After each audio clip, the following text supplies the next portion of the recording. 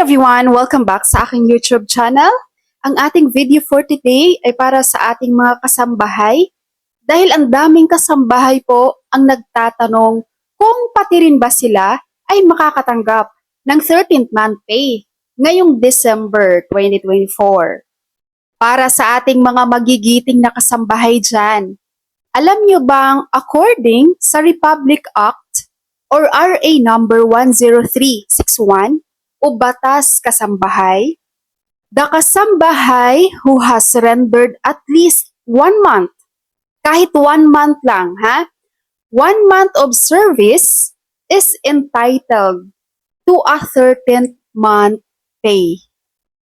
Kaya naman sa inyong mga katanungan, yes, ang kasambahay ay mayroon pong 13th month pay. Malinaw po na nakasaad dito na may 13th month pay ang kasambahay.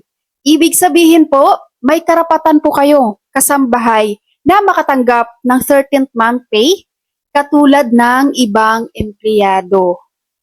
So magkano ba ang 13th month pay ng kasambahay? Same lang po sa mga regular employees, no? Kapag magkano yung 1 month salary mo at nabuo mo yung 12 months, no? Sa cut-off nyo sa 13th month, makukuha mo ng 1 month salary na buo yan, ang iyong 13th month pay. For example, ang iyong salary is 6,000 pesos monthly. So, wala kang absences at nabuo mo yung 12 months mo na yan. So, 6,000 pesos din ang iyong matatanggap na 13th month pay. 6,000 pesos dapat ang ibibigay sa iyo ng employer mo as your 13th month pay. Ngayon, kailan nyo naman ito matatanggap? Actually guys, yung palisilan talaga sa mga regular employees. According dito, the 13th month pay shall be paid not later than December 24 of every year or upon separation from employment. So, ang 13th month pay po, dapat binibigay po yan sa mga employee on or before December 24. So, hindi siya pwedeng December 25, no? Mas maaga, mas better. So, basta siya pwedeng ma-delay. Okay, ito pa guys, may iba no, na hindi nila nadidistinguish sa sarili nila or yung trabaho ba nila is that part of kasambahay or hindi. So, meron naman po dito sa section 2 yung coverage natin sa Batas Kasambahay. Okay? The implementing rules and regulation or IRR shall apply to all parties an employment contract for the service of the following kasambahay, whether on a live-in or live-out arrangement. So kung kasambahay ka, kahit naka-stay out ka, no, still, you are part of the 13th month pay. So pasok ka pa rin sa kasambahay batas, sa batas kasambahay. Okay? So ito yung mga pasok guys, dito sa batas na to. Yung mga general house helper, yaya, cook, gardener, laundry person, or any person who regularly performs domestic work in one household on occupational basis. Okay, so yan po yung mga pasok sa Batas Kasambahay. At ito naman yung hindi kasama.